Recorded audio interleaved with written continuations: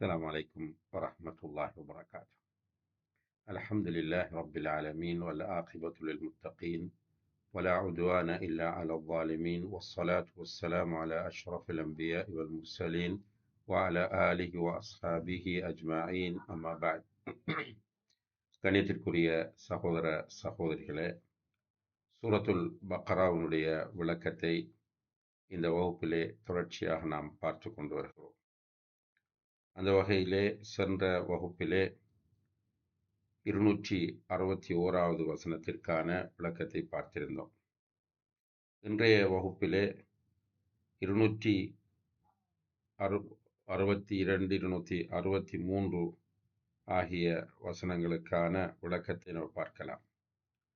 அல்லாஹு தஆலா இந்த வசனங்களிலே சொல்கிறான், அஊது பில்லாஹி மினஷ் ஷைத்தானிர் ரஜீம், அல்லதீன யுன்ஃபிகூன அம்வாலஹும் ஃபீ ஸபீலில்லாஹ் ثم لا يتبعون ما أنفقوا منا ولا أذى لهم أجرهم عند ربهم ولا خوف عليهم ولا هم يحزنون. அதாவது, தங்களுடைய செல்வங்களை அல்லாஹுடைய பாதையில் செலவு செய்து தாங்கள் செலவு செய்ததை அதன் பின்னர் சொல்லி காட்டுவதையோ அல்லது நோவினை செய்வதையோ தொடராமல் இருக்கிறார்களோ அவர்களுக்குரிய கூலி அவர்களுடைய இரட்சகனிடத்திலே உண்டு. அவர்களுக்கு யாதொரு பயமும் இல்லை, அவர்கள் கவலைப்படவும் மாட்டார்கள் என்று சொல்லி காட்டுகிறார். அதாவது 261வது வசனத்திலே அல்லாஹுடைய பாதையில் செலவு செய்வதன் சிறப்பை அல்லாஹு தஆலா சொல்லி காட்டினார். அந்த வகையில் அல்லாஹுடைய பாதையில் செலவு செய்யக்கூடிய ஒருவர் எவ்வாறு தன்னுடைய சதக்காவை பேணி பாதுகாத்து கொள்ள வேண்டும் என்கிற ஒரு முக்கியமான விஷயத்தை அல்லாஹு தஆலா இங்கே நமக்கு உணர்த்துகிறார். பொதுவாக அன்புள்ள சகோதர சகோதரிகளே, இந்த உலகத்திலே நாம் செய்யக்கூடிய அமல்களை பொறுத்தவரையில் சில நேரங்களில் அந்த அமல்கள் நாம் கஷ்டப்பட்டு செய்ய வேண்டிய அமல்களாக இருக்கும். சில நேரங்களில் இலகுவான முறையில் செய்யக்கூடிய அமல்களாக இருக்கும். இவ்வாறு நாம் செய்யக்கூடிய அமல்களை நாம் பேணி பாதுகாத்து கொள்ள வேண்டும். அந்த அமல்கள் அழிந்து விடாமல், வீணாகி விடாமல் நாம் தக்க வைத்துக் கொள்வது நம்முடைய மிக முக்கியமான ஒரு பொறுப்பாகும். இதை எல்லோரும் கவனத்தில் கொள்ள வேண்டும். நிறைய பேர் அமல் செய்வார்கள், ஆனால் அந்த அமலை பேணி பாதுகாப்பதற்கான வழியை அவர்கள் சரியாக பேண மாட்டார்கள். அந்த வகையிலே அன்புள்ள சகோதர சகோதரிகளே, இந்த வசனத்திலே அல்லாஹுடைய பாதையிலே செலவு செய்கிற ஒருவர் செலவு செய்துவிட்டு அவர் சொல்லி காட்டக்கூடாது என்பதை அல்லாஹு தஆலா சொல்கிறார்.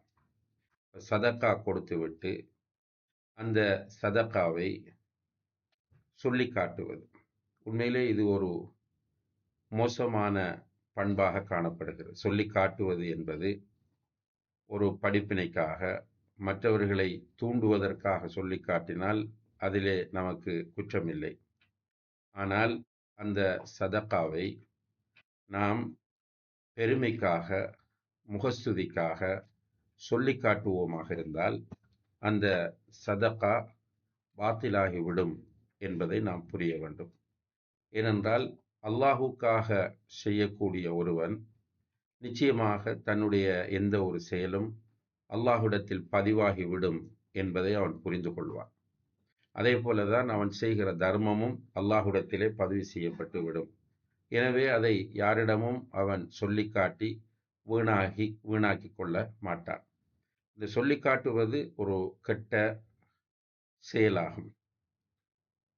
இதை குறிப்பாக அன்பளிப்புகளுடைய விஷயத்தில் அல்லாஹுடைய தூதர் ஸல்லல்லாஹு அலைஹி வஸல்லம் அவர்கள் சொல்லும் போது, அல் ஆயிது ஃபி ஹிபதிஹி கல் கல்பி யஊது ஃபி கைஇஹி, கொடுத்த அன்பளிப்பை திருப்பி கேட்பவன், சொல்லி காட்டி திருப்பி கேட்பவன் ஒரு நாய் வாந்தி எடுத்துவிட்டு அந்த வாந்தியை மீண்டும் சாப்பிடுவது போல என்று சொல்கிறார்கள்.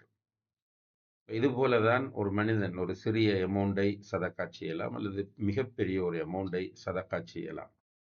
அந்த சதக்காவை அவன் செய்யும்போது வலது கையால் கொடுப்பது இடது கைக்கு தெரியக்கூடாது என்கிற அளவுக்கு இஹ்லாஸை அவன் பேணிக் கொள்ள வேண்டும். கொடுத்த தர்மத்தை சொல்லிக் காட்டுவது என்பது அந்த தர்மத்தை வீணாக்கிவிடும் என்பதை நாம் புரிந்து கொள்ள வேண்டும். அதே போல யாருக்காவது நாம் தர்மம் செய்துவிட்டு அவரை டோர்ச்சர் பண்ணுவது, நாம் சதக்கா செய்து விட்டோம் என்பதற்காக நாம் சொல்வதை எல்லாம் அவர் கேட்க வேண்டும், நாம் சொல்லுகிற அடிப்படையில் மட்டுமே அவர் அந்த பொருளாதாரத்தை செலவு செய்ய வேண்டும், அல்லது அதை பலரிடமும் சொல்லிக் காட்டி அவருடைய கௌரவத்தை பாதிக்கக்கூடிய முறையில் அவருக்கு டோர்ச்சர் செய்வது, இவைகளெல்லாம் நம்முடைய சதக்காவை வீணடித்துவிடும். பொதுவாக அஹ்லுசுன்னா வல் ஜமாஅத்தினுடைய நம்பிக்கை கோட்பாட்டில் உள்ள ஒரு அம்சம்தான் நல்ல அமல்கள் வீணாகுவதாக இருந்தால் ஷிர்க்கை கொண்டு மட்டும்தான் வீணாகும் என்பது.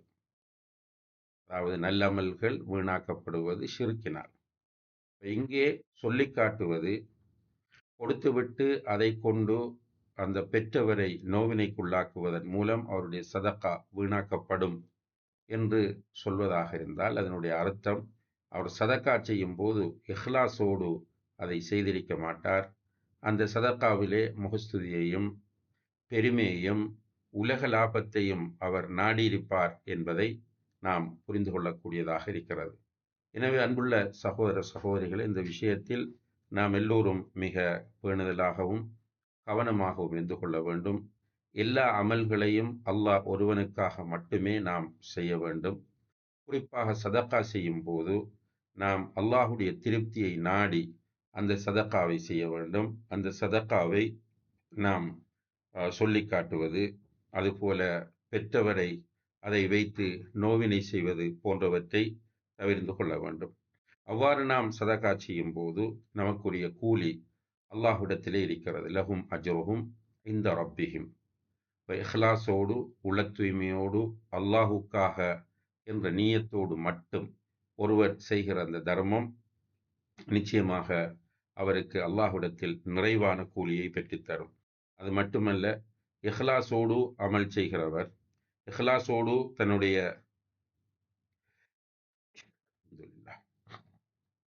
தன்னுடைய சதக்காவை கொடுக்கிறவர், அவர் மௌத்தாகும் போதோ அல்லது மறுமையிலோ பயப்பட வேண்டிய அவசியமில்லை. அதே போல அவருக்கு கவலையும் இருக்காது, பயமும் இருக்காது, கவலையும் இருக்காது என்பதை இங்கே நாம் காணக்கூடியதாக இருக்கிறது. அடுத்ததாக 263வது வசனத்தில் அல்லாஹ் சொல்கிறான், கௌலும் மஅரூஃபுன் வ மக்ஃபிரத்துன் கைரும் மின் சதகத்தின் யத்பஉஹா அதா வல்லாஹு கனியுன் ஹலீம். துன்புறுத்தல் தொடர்கிறது. அதாவது கௌலுன் மஅரூஃபுன் ஒரு நல்ல வார்த்தை, வ மக்ஃபிரா மன்னித்து விடுதல் என்பன கைரும் மின் சதகத்தின் யத்பஉஹா அதா இந்த சொல்லிக் காட்டி துன்புறுத்துகிற சதக்காவை விட சிறந்ததாகும். வல்லாஹு கனியுன் ஹலீம். அல்லாஹ் மிக சகித்து கொள்ளக்கூடியவன், அதே போல தேவையற்றவன் என்பதை அல்லாஹு தஆலா இங்கே சொல்லி காட்டுகிறார்.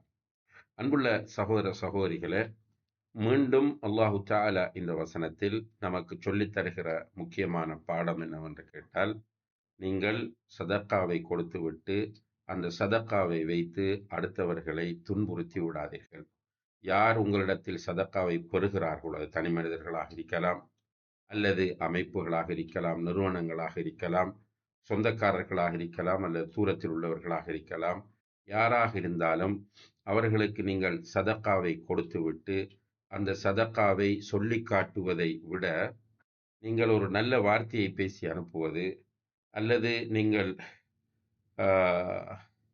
மன்னிப்பு கொடுப்பது மிக சிறந்ததாகும் என்று அல்லாஹு தஆலா சொல்லி சதக்காவை நாம் இஹ்லாஸோடு நிறைவேற்ற வேண்டும் என்பதை அல்லாஹ் சொல்கிறான். முடிக்கும் போது வல்லாஹு கனியுன் ஹலீம். அல்லாஹ் கனி, அல்லாஹ் பணக்காரன், அல்லாஹ் தேவையற்றவன், ஹலீம் அல்லாஹ் சகித்து கொள்ளக்கூடியவன். இங்கே அல்லாஹு தஆலா செல்வந்தன், தேவையற்றவன் என்று சொல்வதன் மூலம் சதக்காவை நீங்கள் கொடுப்பது அதனால் அல்லாஹுக்கு ஒன்றும் கூடுவதும் இல்லை, குறைவதும் இல்லை. நீங்கள் சதக்கா கொடுத்தாலும் கொடுக்காவிட்டாலும் அவன் அடியார்களுக்கு வாக்களித்திருக்கிற ரிஸ்கை அவன் கொடுப்பான்.